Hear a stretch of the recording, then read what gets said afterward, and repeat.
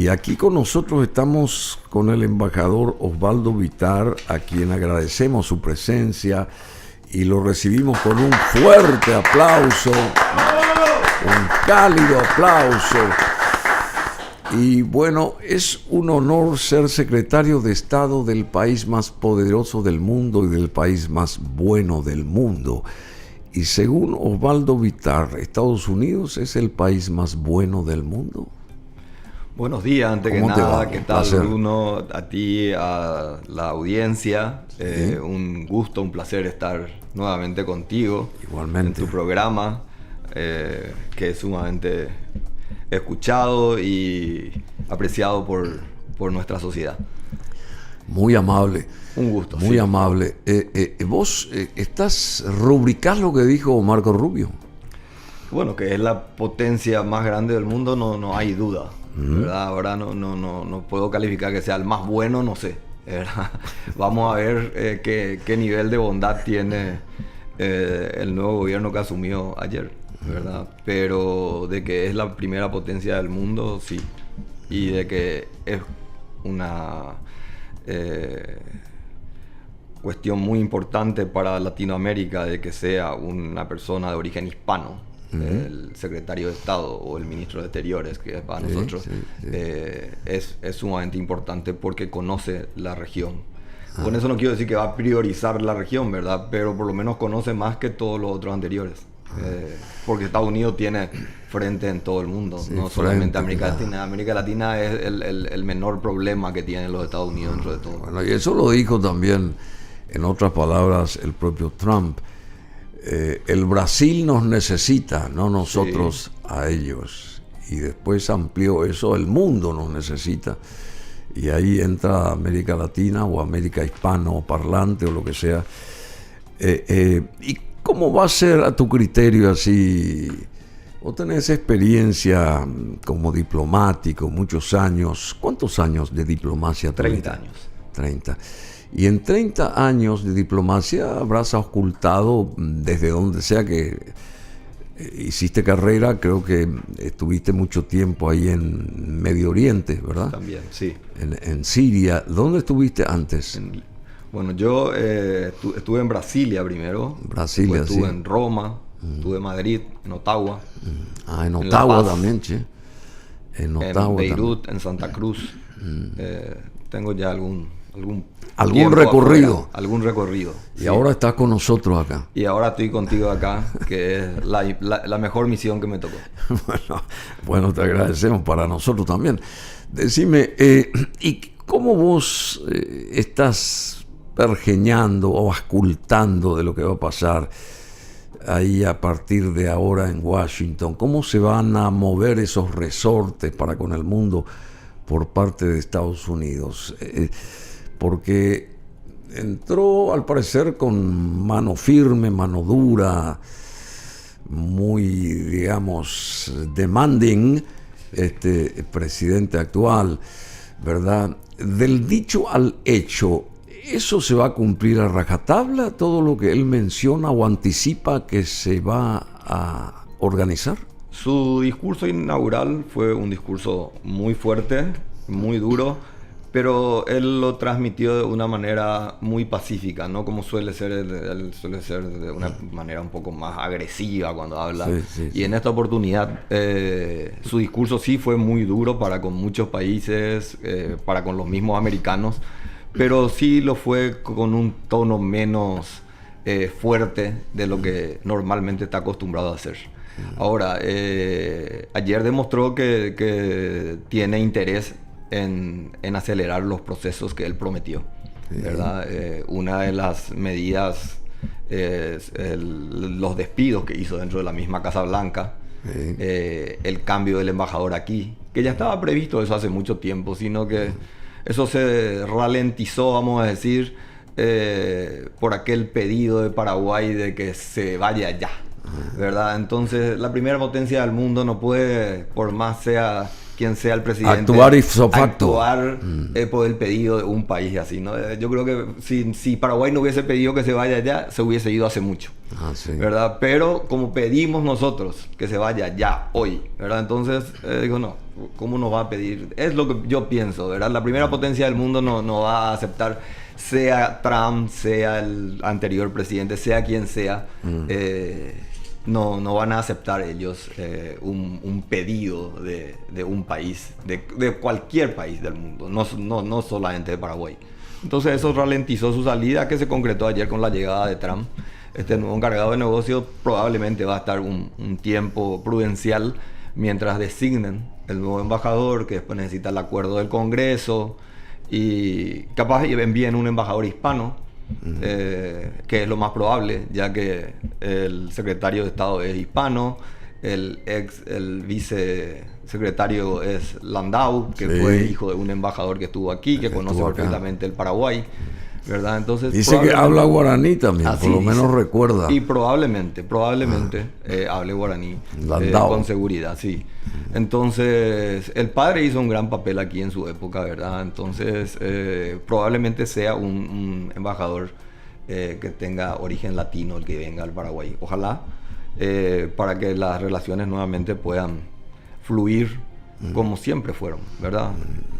Es lo que esperamos. Bueno, qué acertado lo que decís, yo coincido contigo y esperemos que las relaciones paraguayo-estadounidenses mejoren en todo sentido a partir de ahora. Y vos como diplomático, discúlpame que te tutee así. No, por favor, Bruno, por favor. Querido, te digo Bruno, así ya me doctor tuteas. Osvaldo. No, de doctor nada, Vitar. no te preocupes. Sí, Osvaldo apenas. Decime, ¿y vos cómo estás ahí en la Cancillería? ¿Vos seguís formando parte de la Cancillería? Yo soy funcionario permanente del Ministerio. Funcionario de carrera sos. Yo soy funcionario de carrera, sí. Yo fui nombrado ya hace más de 30 años, pero en 1999 se creó la carrera y yo fui incorporado como parte de funcionario de la carrera. Y bueno, llegué al grado de embajador. Estoy en la Cancillería, en este momento no tengo ninguna asignación, ¿verdad? Pero esperamos que haya en algún momento nuevos tiempos, cambios y podamos ocupar un espacio que el que nos corresponde. ¿Y alguien se acercó a vos a hablarte, a decirte vos tenés que continuar, tenés que...? Sí, no, muchos compañeros me dijeron la frase de Napoleón, no le dé el gusto a tu enemigo, ¿verdad? Entonces me dicen, no te vayas, quédate, aguantá. Aguantá, quédate, no es para siempre esto. Y bueno, tengo mucha gente, pero mucha gente lo dice y lo dice en voz baja, con mucho temor.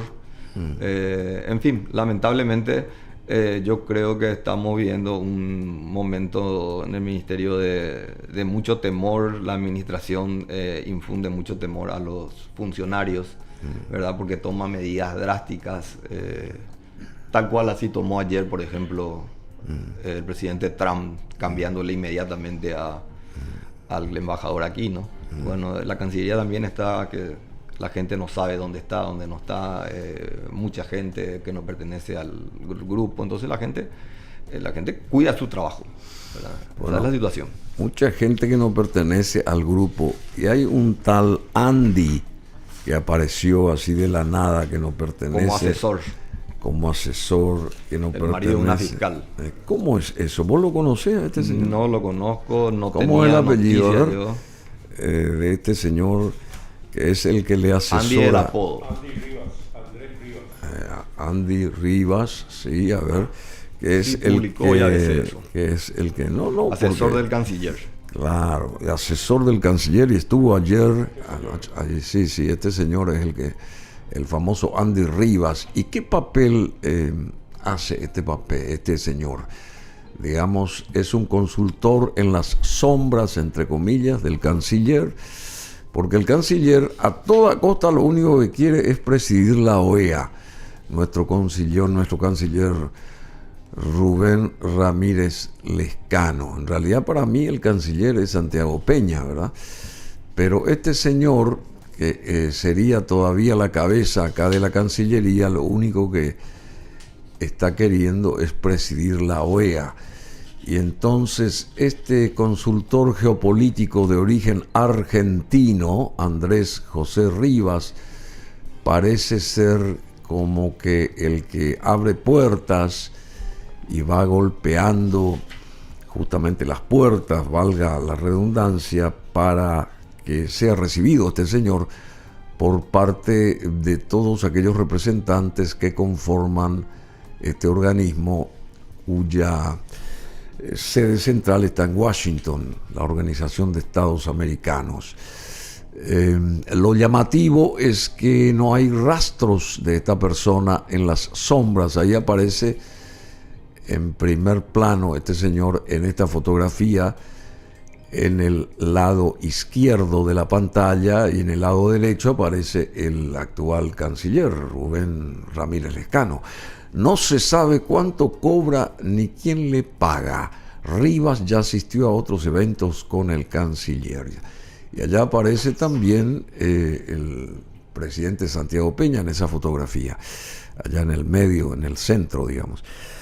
Bueno, y estos nombramientos, estos señores que habrás conocido a muchos de ellos en estos 30 años de actividad profesional. ¿Qué hace esta gente que se encarama así o se acerca a...? Generalmente los ministros suelen tener algunos asesores, algunos son paraguayos y son conocidos, ¿verdad? Otros no son paraguayos. Recuerdo un asesor y que siempre era más un lobista para el Paraguay, era un ex embajador de los Estados Unidos en Paraguay. Timothy Towell. Timothy Towell, sí. Él fue muchos años después de ser embajador aquí en Paraguay. Él era un lobista en Washington para las cuestiones del Paraguay. Lo acompañó a Wasmosy en su primer viaje allá, a Estados Unidos. Y en su primer viaje oficial. Y después continuó un tiempo más, él continuó siendo asesor, ¿verdad? Y recibía un sueldo. Ahora, no sé si el sueldo sale de la arca de la Cancillería, sale del Paraguay, con seguridad, pero no sé si es de los gastos reservados de la presidencia, si es de los gastos reservados del ministerio. Eso solamente sabe la gente administrativa, ¿verdad? Pero sí tenía un salario del Paraguay. No es el primer, o sea que este señor no es el primer consultor o lobista. Sí, no, ahora salió a relucir su nombre.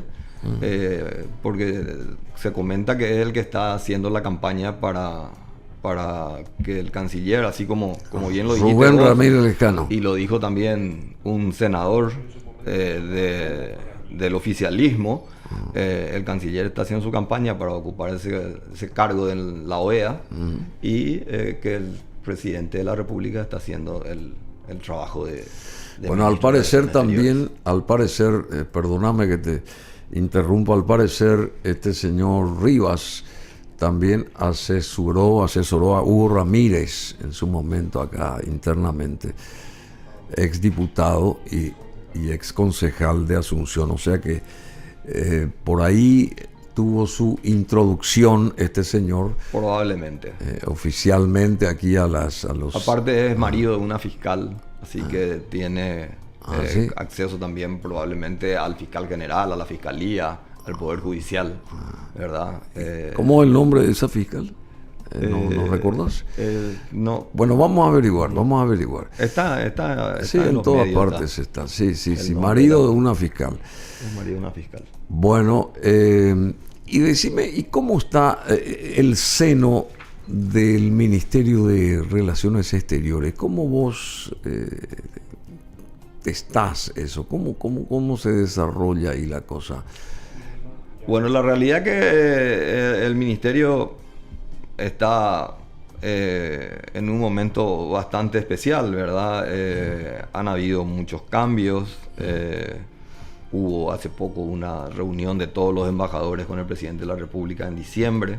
Se impartieron instrucciones para que se mueva sobre todo el área económica, ¿verdad? Para que se mueva un poco todo el tema del comercio con los países. Entonces se vinieron de casi todos los países donde tenemos representación diplomática y consular. Vinieron los funcionarios, embajadores, cónsules generales. y recibieron las instrucciones. Particularmente no te puedo decir, Bruno, cuáles fueron las instrucciones que recibieron, porque yo no estoy en este momento en el grupo, no participé en ninguna de las reuniones. Sí me reuní con algunos de ellos y me comentaron que recibieron instrucciones, pero es todo lo que tengo, ¿verdad? Bueno, Irma Llano se llama la fiscala, la esposa de este Andrés Andy Rivas. Irma Llano es paraguaya, ¿verdad? Sí. Ahí aparece esta señora, fiscala Irma Llano, esposa de este asesor del canciller Andrés Andy Rivas. Bueno, pero hubo últimamente varias movidas, al parecer, inclusive saltó a la luz un detalle periodístico que me llamó la atención respecto a pasaportes que se vendían, se negociaban, y aparece el nombre de Bayardi. Últimamente salió el nombre, él saltó como una información periodística, digamos, y el Bayardi al parecer tiene mucho peso dentro de la Cancillería. ¿El qué es ahí? El embajador Bayardi es el viceministro de Administración y Asuntos Técnicos. O sea, es el que corta la torta. Y el que maneja el dinero. Maneja el dinero, maneja los recursos humanos, maneja toda la cuestión consular. La cuestión consular significa pasaportes, visas, documentos de legalización. O sea, la sección consular es una de las secciones más importantes del viceministerio, ¿verdad? Porque se maneja temas muy delicados allí. Y él es el superior inmediato de todo ese grupo, ¿verdad? De él dependen ellos, y de él dependemos prácticamente todo en el tema de recursos humanos. ¿Y él tuvo que ver con la salida tuya de embajador? Sí. Él tuvo que ver, él fue el que se negó a que se haga el corte administrativo. Y le convenció al canciller. Él tiene mucha amistad con el canciller. Ahí está este señor. Él se jacta de su amistad con el canciller. Además, muestra las fotos que él tiene con el canciller. Tiene una amistad de más de 30 años. ¿Él es embajador o cuál es el cargo? Él es embajador. ¿Pero alguna vez salió de Asunción? Siempre, sí, estuvo más fuera de Asunción que en Asunción. Pero nunca ocupó un cargo de embajador como tal. Ocupó siempre el cargo de cónsul general. Y por eso decía, pues. Y un embajador realmente, si bien nosotros tenemos la ley y podemos llegar al rango de embajador por la ley, la Constitución Nacional dice otra cosa, ¿verdad? El embajador es la persona que el presidente de la República elige para que sea su representante en un país y que tiene el acuerdo constitucional del Senado de la Nación. Claro. Ese es un embajador. Claro. El resto somos embajadores en papeles. A mí me ocupo ser embajador porque sí, yo tuve el acuerdo, tuve el nombramiento del presidente, la nominación, el acuerdo y después el juramento. Entonces ahí sí, y aparte presenté las cartas credenciales, entonces ahí sí es un embajador conforme a lo que dice la Constitución de la República del Paraguay.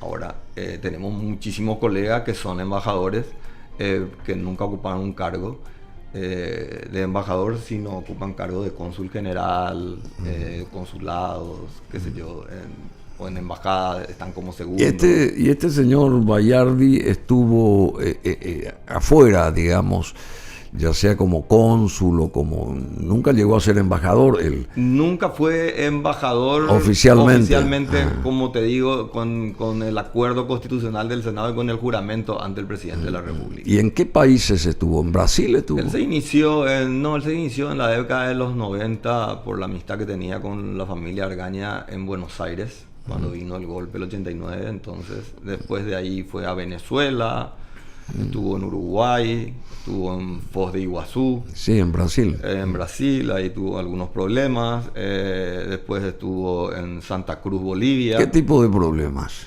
Hubo una auditoría allí. No tengo exactamente porque yo no manejo esos temas, pero sí recuerdo que hubo una auditoría allí y hubo un sumario y todo eso.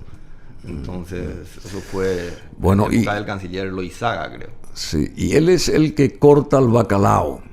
Y es la Y más persona que con, tiene con la mayor ausencia del influencia. canciller, porque el canciller No, está... con ausencia, con presencia, él es el que, los otros viceministros, el viceministro de Relaciones Exteriores, hace exactamente lo que él quiere, y en general, el funcionariado en general sí le tiene mucho miedo.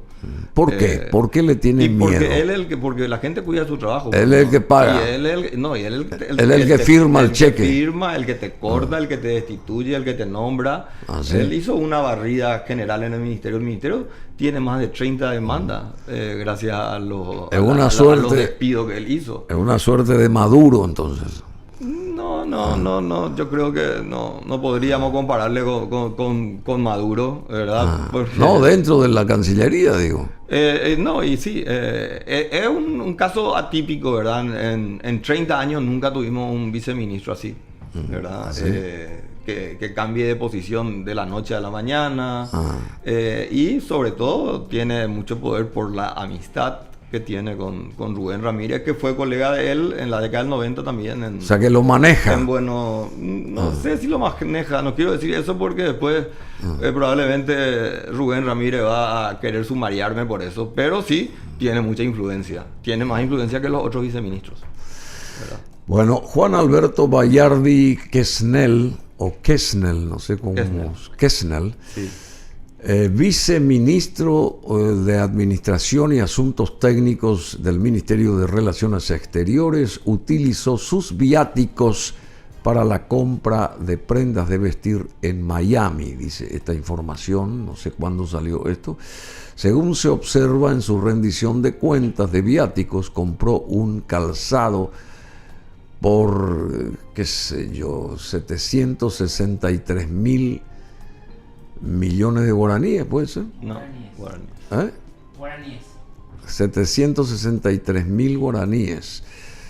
Bueno, estas son, qué sé yo, remeras, pantalones, por más de... Esto fue 1,5 publicado millones. hace unos días. Sí, La sí, información sí. salió porque el Senado hizo un pedido. El Senado tiene la facultad de pedirle informe al Ejecutivo.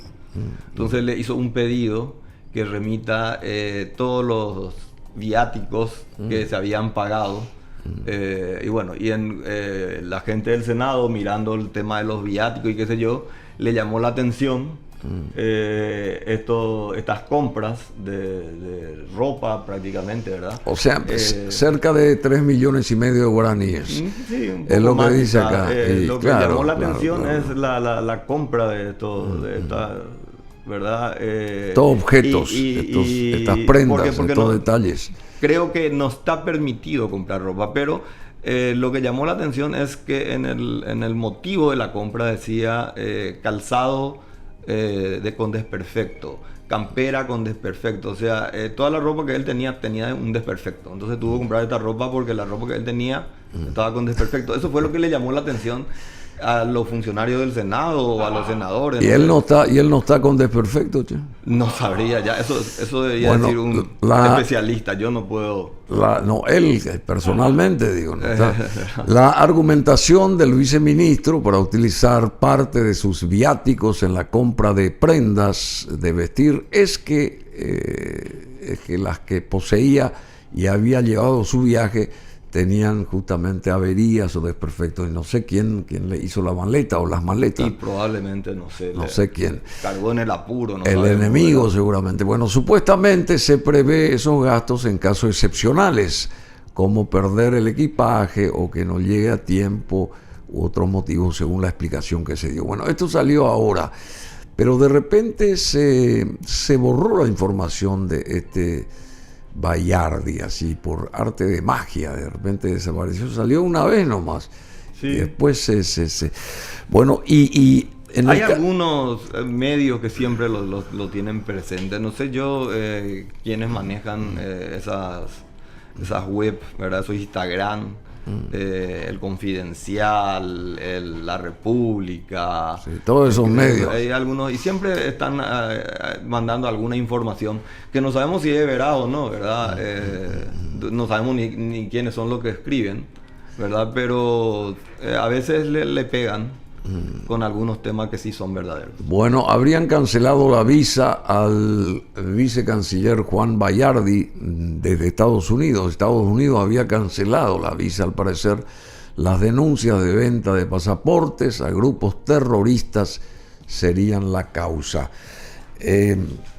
Eso estando vos como embajador allá en Siria.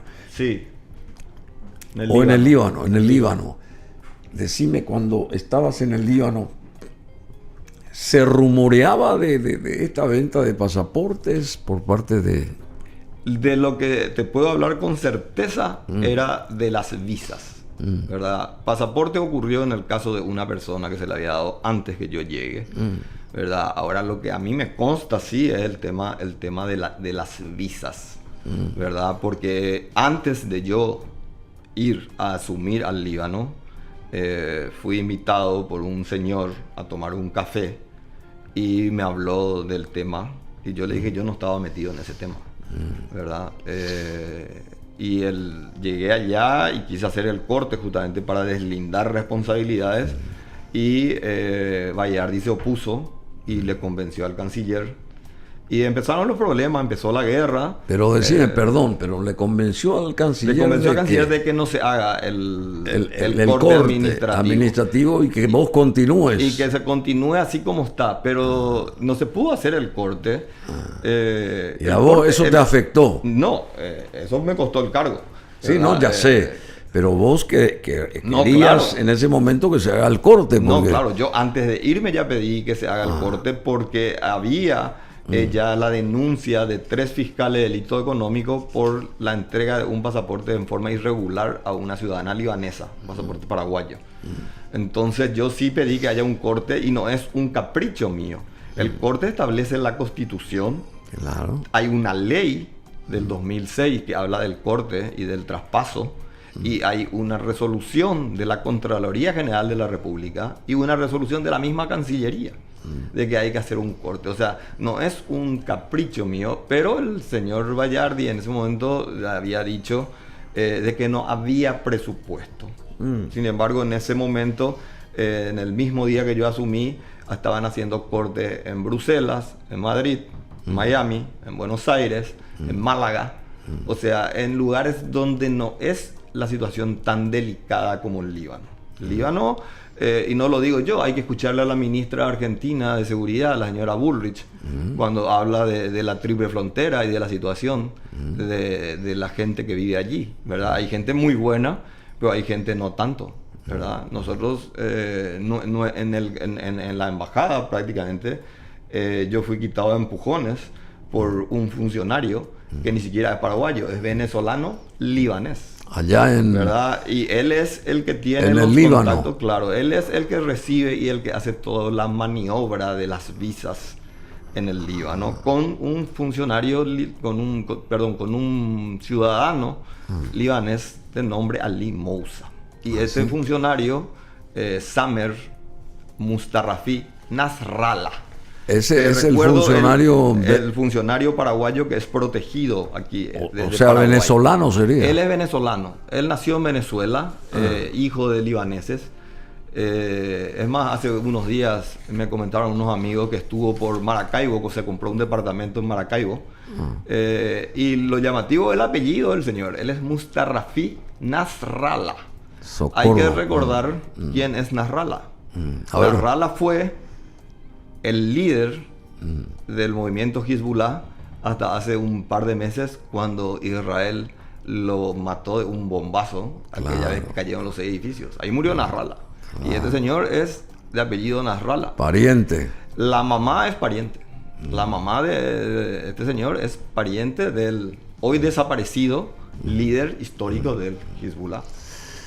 Y por eso la reacción seguramente de Washington respecto a este Bayardi, que le corta la posibilidad de ingresar a ese país del norte, porque sabe de todas estas manipulaciones con las visas y pasaportes y documentación, etcétera, etcétera. Realmente yo no podría decirte lo de la visa porque no es una información que se confirmó. Fue un suelto Creo que la gente de Ñandutí, Álvaro creo que en un programa dijo que iba a haber informaciones sobre un tema muy fuerte de nuevas nominaciones de los Estados Unidos, pero al final no hubo las nominaciones, pero la gente ya hizo la conjetura, hicieron la suma y la lógica, el 2 y 2 son 4 y a lo mejor existe, pero tampoco nosotros no tenemos la lista de todos los paraguayos que tienen negado visa para los Estados Unidos, porque hay muchísimos paraguayos. Tenemos las que dio el ex embajador Otfield en su momento. Otfield, sí. Exacto, esas son las que nosotros tenemos. Pero hay más. Hay muchísimos paraguayos, muchísimas autoridades paraguayas que no pueden entrar a los Estados Unidos porque tienen la visa cancelada o porque no se les da visa. Y hay ciudadanos que son funcionarios públicos, algunos son empresarios. Existe de todo, pero ellos solamente saben ellos y a quienes ellos les contaron, porque ellos recibieron una notificación de los Estados Unidos que su visa fue cancelada.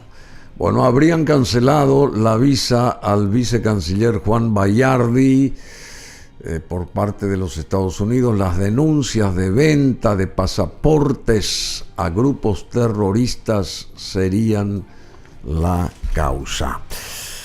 Bueno, ¿y cómo está desde tu óptica la situación allá en Medio Oriente? Vos hubieras querido seguir estando, evidentemente, como representante paraguayo allá en la capital del Líbano, ¿verdad? En Sí. Beirut. Beirut. Sí, desde luego. Hubieras seguido queriendo seguir estando allá, más con todo esto que se llegó a consumar y ahora con esta medida, al parecer, de tregua que existe allá.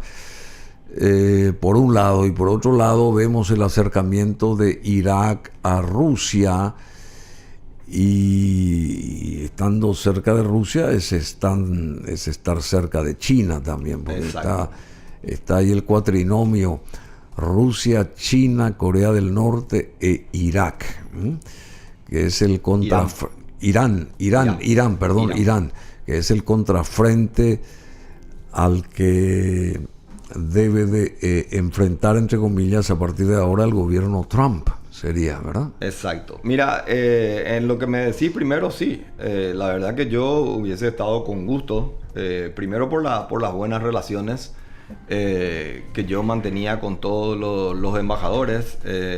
Yo logré presentar cartas credenciales en tiempo récord. En fin, es más, el actual presidente del Líbano fue electo ahora, el 9 de enero. Yo tenía una relación personal con el presidente del Líbano. Yo levanté una fotografía que tengo con él en su momento con el actual presidente Joseph Aoun, que era el comandante del ejército, ¿verdad?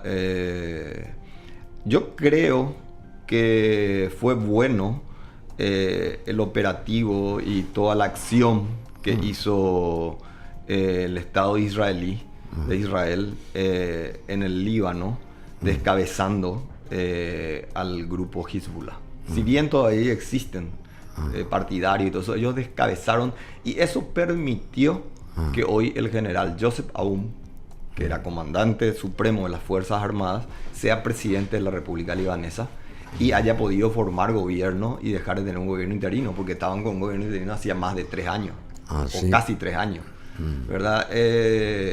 Y eso yo también creo que hay una pelea ahí de quién tiene el mérito entre el presidente saliente de los Estados Unidos y el presidente actual. Yo creo que es mucho parte del mérito del presidente actual. De hecho, Trump. De Trump.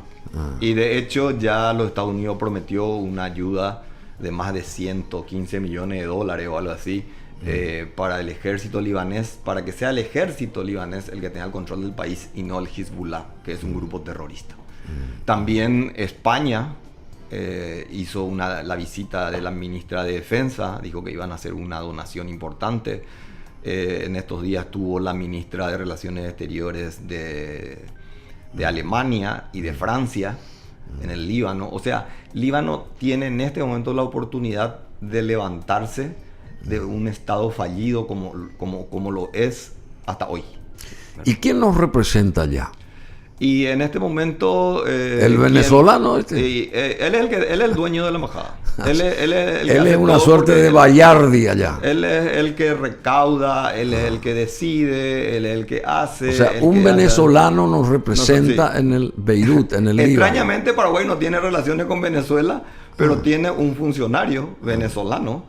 Qué increíble. Que te digo, estuvo hace menos de un mes recorriendo Venezuela y se compró en porque ellos son de Maracaibo, el Maracucho. ¿Verdad? Yo siempre le decía Maracucho, porque de Maracaibo, y se compró un departamento, por lo visto gana muy bien. Gana muy bien. Para comprarse un departamento en Maracaibo es porque gana muy bien. O sea, es una suerte de Bayardi allá en Beirut, este venezolano. Él es el que hace. Teníamos y nos representa a nosotros los paraguayos. Teníamos un compañero que estaba encargado de negocio, pero que el 18 de diciembre dieron por terminadas sus funciones. Y tenemos otro colega que es primer oficial administrativo, lo único que no es diplomático, ¿verdad? Entonces lo presentan como encargado de archivo, una figura que inventó el Paraguay, porque el encargado de archivo existe en la Convención de Viena, está tipificada el encargado de negocios con carta de gabinete y el encargado de negocios ad interim. No existe encargado de archivo, y en la ley paraguaya tampoco existe encargado de archivo, pero la Cancillería paraguaya tiene la posibilidad de inventar cargos. Y lo declaró encargado de archivo, pero quien realmente tiene el control ahí no es el encargado de archivo ni nadie, es este señor. Es el venezolano. Es el venezolano, ¿verdad? Un venezolano es el que maneja no solamente la Embajada de Paraguay en Líbano, maneja las relaciones con Siria, porque de hecho mucha gente de Siria venía, no sé si sigue viniendo, pero venía en tiempo de Bashar al-Assad, venían a pedir visas para poder venir al Paraguay. Y él el que decidía quién tenía o no, con un contacto aquí en Paraguay. ¿Quién es? Un señor a ver. de apellido Vitar. Casualmente tengo el mismo apellido que este señor. Sí, de apellido Vitar. Acá en Asunción. Aquí en Asunción. Bueno, y mencionaste lo de Bashar al-Assad, sí. Este que fue el intocable de Siria por mucho tiempo, no sé cuántos años estuvo él ahí. En total, entre él y el padre estuvieron 51 años. Te podés imaginar. ¿Y dónde está el Bashar al-Assad ahora con su familia? ¿Estarán refugiados en Rusia? Ellos lograron huir la madrugada del domingo 8 de diciembre, lograron huir a Moscú, ¿verdad? Le agarró de sorpresa a Bashar al-Assad la llegada de los rebeldes a Damasco. Y ahora Siria está con un gobierno interino. El presidente sirio actual es un hombre que está en la lista de los Estados Unidos y de la Unión Europea como terrorista. También. Claro, él fue el que lideró la revolución y en un tiempo récord no le dio chance a Bashar de hacer absolutamente nada. Bueno, pero Francia también emitió una orden de captura contra el derrotado dictador sirio Bashar al-Assad. Sí. Francia. ¿Por qué Francia? Porque un ciudadano francés murió en una cámara de tortura en una de las prisiones cerca de Damasco. Entonces es un ciudadano de ellos y ellos exigen justicia, que no ha de ser el único, ¿verdad? Muchos extranjeros, periodistas y qué sé yo, a lo largo del gobierno de Bashar fueron presos, torturados, los mismos sirios. Yo particularmente tengo una experiencia muy triste ahí, porque me tocó ver. Vamos a mostrar estas imágenes, porque esas imágenes que estás poniendo señalan la barbarie y toda la respuesta del público para el defenestrado, este señor que aparece ahí con Putin besándose, Bashar al-Assad, que como bien dijo acá el embajador Osvaldo Vitar, de los Omeya, y esa es la mezquita de los Omeya, es una mezquita preciosa. Incluso ahí hay una capilla de San Juan Bautista, porque está la cabeza de San Juan Bautista en Damasco. En Damasco. Y ahí dentro de la mezquita... Damasco es la capital de Siria. De Siria, claro. Y dentro de esta mezquita de los Omeya que apareció allí, hay una capilla en homenaje, en honor a San Juan Bautista, y ahí está la cabeza que había llevado Paulo Tarso.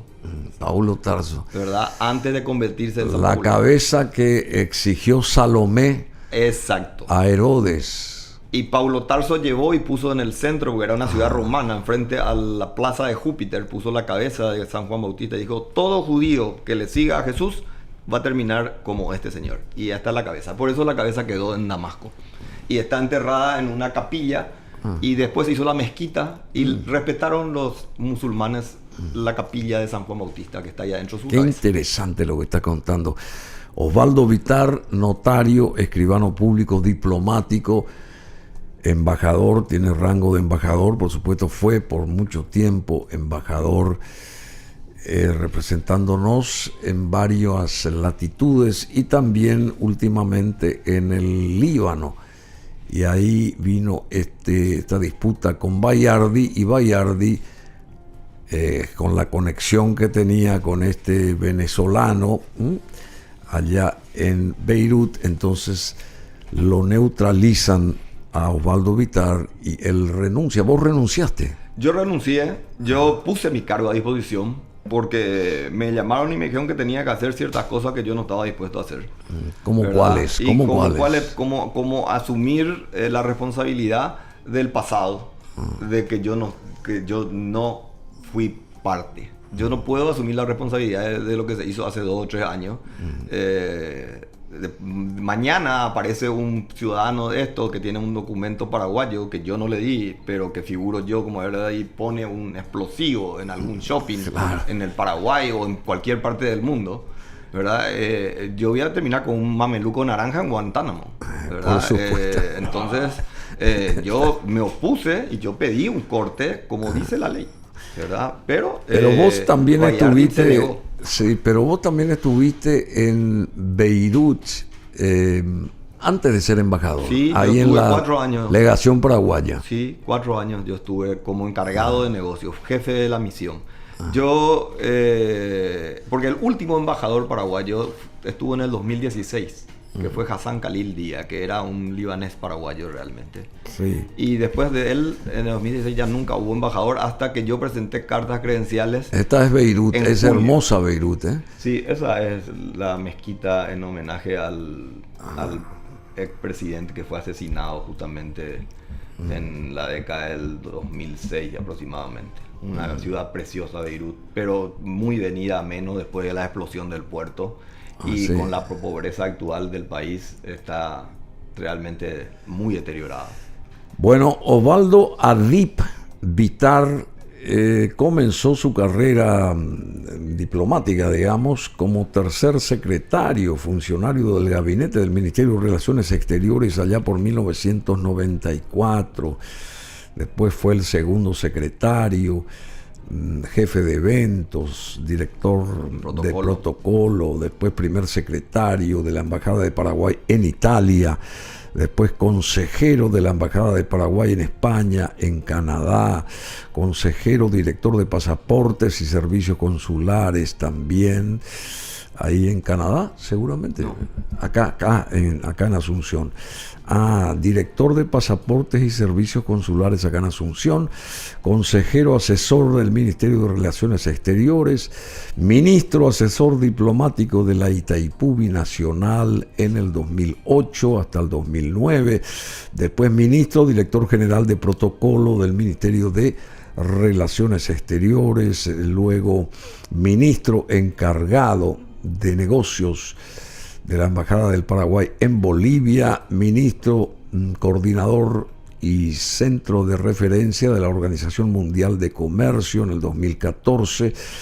Después ya ingresa a nuestra representación allá en el Líbano como ministro y encargado de negocios en el 2018, después embajador en el 2021, director de comunicaciones del Ministerio de Relaciones Exteriores, y en el 2022 embajador en misión especial ante el gobierno del Estado de Qatar también, y en el 2023 embajador y cónsul general en Santa Cruz de la Sierra, Bolivia, y después te denominan representante nuestro allá en Beirut.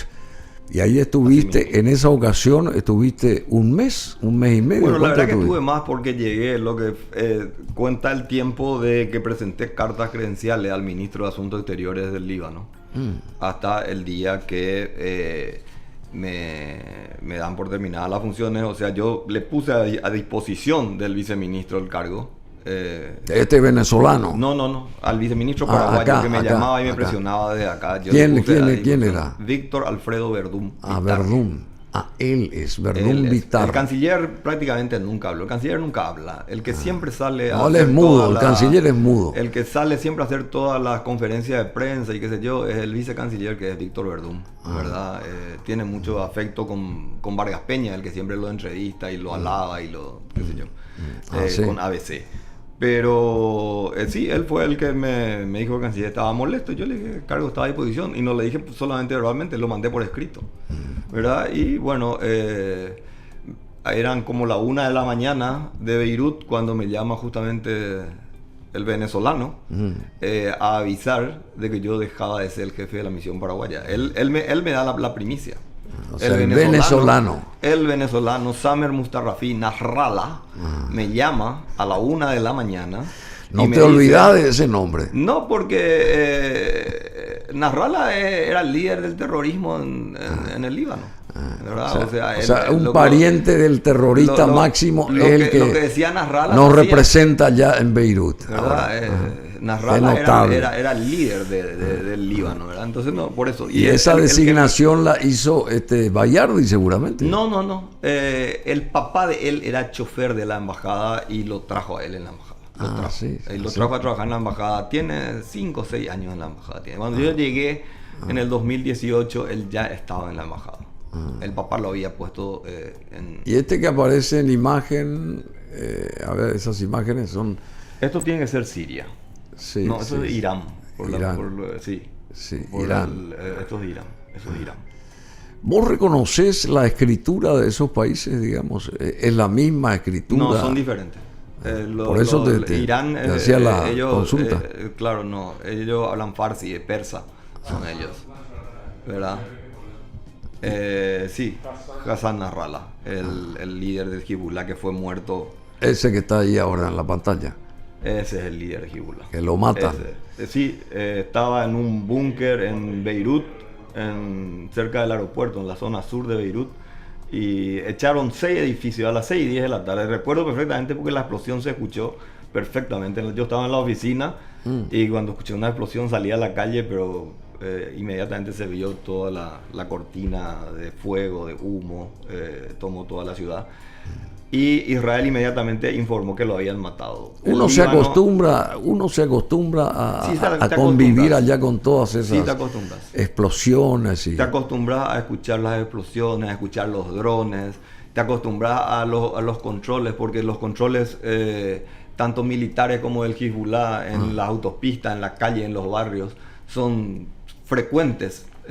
Cierran la calle, cualquier militante te pide tu documento, te permite pasar, no te permite, pero uno termina acostumbrándose con el tiempo. En principio a mucha gente le choca. Paraguay mandó a un funcionario por un periodo de 2 meses cuando me quitaron a mí, y el funcionario vino antes que yo. O sea, él vino corriendo. A los 15 días, desesperado, sí. Desesperado. Sí. Vino el funcionario, no cumplió el tiempo por el cual fue nominado. No aguantó. No sé si por temor, yo no hablaba, él no me habló nunca, ¿verdad? Pero no sé si por temor, no sé, cuál es, lo que sí que el tipo huyó. Bueno, este señor Hassan Nasrallah, el que aparecía ahí en pantalla, fue un clérigo y político libanés que se desempeñó como tercer secretario general de Hezbollah, partido político y milicia islamista chiita, desde 1992 hasta su asesinato el año pasado, en el 2024.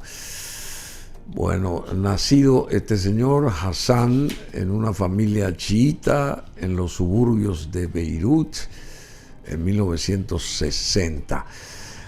Bueno, yo quisiera aclarar algo que siempre la prensa dice los suburbios de Beirut.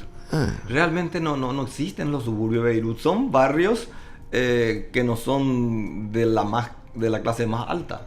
Pero Beirut es una ciudad tan compacta que la gente dice el suburbio de Beirut. Es como que yo diga el suburbio, que Harlem es un suburbio de Nueva York, De de Nueva Manhattan, York, sí. ¿verdad? No, vive mucha gente. Y aquí no es un suburbio, aquí se están bombardeando el suburbio. Pero hay edificios llenos habitados por muchas personas. Y estas imágenes corresponden a Beirut. Esto es ¿verdad? Beirut, esto es el es centro Beirut. y esto es el parlamento. Este es el parlamento del libanés. Este es el parlamento y esta es la plaza que está este es un reloj. Es un ¿Verdad? reloj. Sí, exacto. Y este es el parlamento. Este una es el toma censo. aérea. Una toma con un dron probablemente. Sí, De verdad, claro, una toma claro. muy linda. Pero decime, ¿y se habla francés en Beirut? Sí, sí. La alta sociedad es el segundo idioma más hablado. Pero Por eso, el pero- árabe en general no habla francés. El libanés que habla francés es el que es de una clase media alta. Y por eso El resto de los ciudadanos no. por eso esta emisión de la orden de captura de Francia contra el derrotado dictador sirio Bashar al-Assad. Francia ya le había retirado la condecoración que tenía Bashar al-Assad. Eso fue lo primero que hizo Francia hace ya varios años. Estamos confundiendo. Damasco es la capital Damasco es la capital de Siria, pero el francés se habla en Beirut, en el Beirut Líbano. y en Siria también, porque también. si bien era colonia británica, también estaban los franceses. Sí. Con la caída del Imperio Turco se repartieron la región entre franceses y británicos, ¿verdad? Los británicos quedaban en Egipto, quedaban en Jordania, en Líbano quedaban los franceses. De hecho, los franceses, los libaneses se consideran más franceses que libaneses. ¿Ah, sí? ¿Verdad? Porque aparte de la constitución que ellos tienen, todo, Francia organizó prácticamente todo. Y Francia es el país que más protege al Líbano. Líbano, si sobrevive toda esta situación que tiene desde hace varios años, es gracias a la protección que tiene Francia. Sí, Hay sí. una relación muy, muy cercana, Muy estrecha. entre París y Beirut. Bueno, y Francia emitió una orden de captura contra el derrocado dictador sirio Bashar al-Assad, que se encuentra ahora en Rusia con su familia. Bueno, y salió ahí rajando de Damasco. Realmente la dictadura de Bashar y las cárceles y la tortura que se negaba hasta el día de su caída es así. A mí me tocó en el mes de agosto, yo me trasladé a Damasco y de ahí me fui al puerto de Latakia, porque llegó un buque que llevaba hierba del Paraguay porque en Siria se consume mucho la hierba mate, toman mucho mate. Así, Es una costumbre que llevaban de la Argentina. en Siria. Y gracias a los sirios se esparció por todo el oriente, porque con la diáspora de los sirios se fue a Turquía, se fue al Líbano. Y entonces Paraguay le vendió por un monto de $400.000 hierba a Siria. Entonces yo me fui con el empresario que compró, me fui hasta el puerto de Latakia para ver el desembarco de la mercadería y acompañé la mercadería hasta Damasco, ¿verdad? Y para ellos domingo es un día laboral, el día sí. festivo es viernes y sábado, ¿verdad? Pero para los países islámicos el día laboral ya empieza el domingo. Y ese domingo para mí era feriado, entonces yo salí caminando y fui por la vía recta. La vía recta se llama la calle que era de los romanos, tiene más de 2000 años. Iba caminando por la vía recta hasta que iba a cruzar la calle y una serie de policías empezaban a darnos unos cachiporrazos. Y yo no entendía qué pasaba. Y un montón de mujeres de negro, toda cubierta, lloraban y gritaban. Eso fue en Damasco. Eso fue en Damasco, un domingo, en agosto. Habrá sido Y lloraban, ¿y 25 qué de agosto. pasó? Y yo no me daba cuenta cuál era el motivo. Y después veo el bus, el camión, como ganado, lleno de presos. Entonces las mujeres gritando el nombre de sus hijos, de sus maridos, de su familiar, ¿verdad? Y el bus entraba en una de las cárceles que queda ahí en el centro mismo de Damasco. Y me impresionó la cantidad de presos, la manera que venían como animales. Y aparte si pesaban 50, 60 kilos esos señores que estaban dentro de ese... eran hueso. Eran piel y huesos. Piel y hueso. A mí realmente me impresionó, hasta me asustó inclusive. ¿Verdad? Después entró el camión allí y nos dejaron cruzar la calle. Pero las mujeres gritando los nombres de su familia.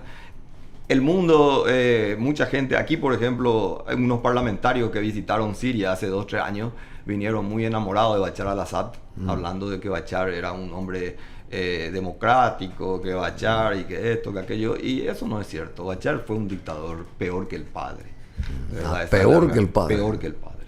El padre en la década del 83 agarró y mató toda una población porque eran rebeldes según él, y tiró gasarín, qué sé yo, y liquidó completamente. Y resultó peor.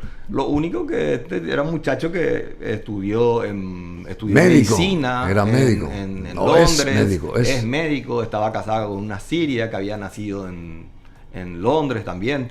Londres le retiró, o sea, Gran Bretaña le retiró la nacionalidad, ya tiene prohibido pisar el Reino Unido, por más que ella haya nacido y sea británica. ¿Verdad? Porque realmente fue un dictador cruel, ¿verdad? Y terminó sus días sorpresivamente. Él no se esperaba esa caída tan rápida. Y tenía el apoyo siempre de Putin, ahí de Moscú. Él tenía el apoyo. Lo que pasa es que esa intervención israelí en el Líbano le debilitó mucho a los libaneses y a Bashar. La intervención israelí y el descabezamiento del grupo terrorista Hezbollah le afectó mucho a él y le afectó mucho a Irán. Entonces eso es lo que hace que él caiga con más rapidez, porque si él seguía teniendo el apoyo del Hezbollah y seguía teniendo el apoyo de Irán y de Rusia trató de ayudar, pero Rusia trató de ayudar con vuelos y con bombardeos aéreos, pero el tema se estaba luchando en el campo, y en el campo no tenían personas. Bueno, y ahora Francia emitió una orden de captura contra el derrocado dictador sirio del que hablaba aquí el embajador Bitar, Bashar al-Assad. Bueno, rebobinando la película, Paraguay no tiene representación en Beirut, diplomática ya en el Líbano. Tenemos la embajada, no sé quién es el jefe de la misión en este momento, porque como te digo, el 18 de diciembre salió un decreto. El único que está allá es el venezolano. No, está este otro muchacho administrativo. Sí, bueno, Carlos. Pero el que corta el bacalao es el venezolano. Claro, el venezolano no es un contratado, pero el que mueve el negocio y el que le recibe a Ali Musa es el que trae los clientes, ¿verdad? ¿Sí? Y eso se opera ahí como si fuese nada. En mi cara lo hacían. Y el respaldo directo acá es Bayardi. Y probablemente, yo no puedo decir que sea él, ¿verdad? Pero él es el que tiene la decisión de cambiarlo, y cuando yo pedí que lo cambie, no lo quiso cambiar. Y yo pedí mucho que se lo cambie, al contrario, se lo extendió por más tiempo el contrato, porque los contratos son de 3 meses, a él le hicieron por 6, y ahora creo que le renovaron nuevamente. Sí. Muy difícilmente lo cambien, a no ser que haya un cambio. Y este fue hijo del chofer. Este es hijo del chofer, pero la fuerza viene por la mamá. ¿Verdad? El apellido que pesa ahí es Nasrallah. Nasrallah. Claro. Nasrallah. Ese es el apellido que pesa. ¿Y qué edad tiene este señor? Y tiene que tener 40 años aproximadamente. ¿Sí? 40, 42, 45, una cosa así nomás. ¿No? Es un muchacho joven. Es una palomita blanca, entonces. Él vivió en Venezuela y después, claro. Cuando empezaron los problemas de Venezuela, vino al Líbano, ¿verdad? Y consiguió un buen trabajo en la Embajada del Paraguay.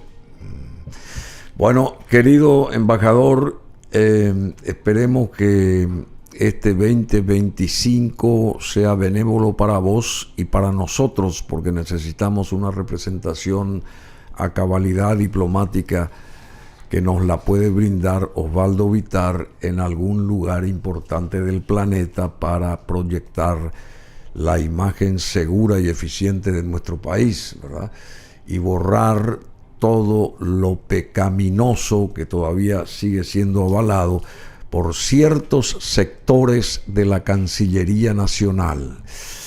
Bueno, así que esperemos que esa suerte a favor de los paraguayos de bien acompañe la gestión siempre profesional del embajador Osvaldo Bitar, que sigue formando parte como diplomático de carrera del Ministerio de Relaciones Exteriores. ¿No Gracias. te parece? Amén. Te agradezco infinitamente los deseos, Bruno. Realmente sí, yo estoy a disposición y en condiciones de ocupar un cargo aquí en el Paraguay o en el exterior donde el superior gobierno lo decida. ¿Verdad? Yo soy un funcionario del Estado paraguayo, no del gobierno de turno. ¿Verdad? Del Estado paraguayo y una persona sin mácula, una persona trabajadora, eficiente, honesta y profesional, que es lo que nos interesa. Muchísimas gracias. Gracias, Bruno. Te agradezco infinitamente el espacio que me da de estar aquí contigo. Para mí es un honor gigante poder compartir con un gigante del Paraguay y del mundo. El gigante es este señor que lo vamos a ver ahora y lo vamos a escuchar, Avicii,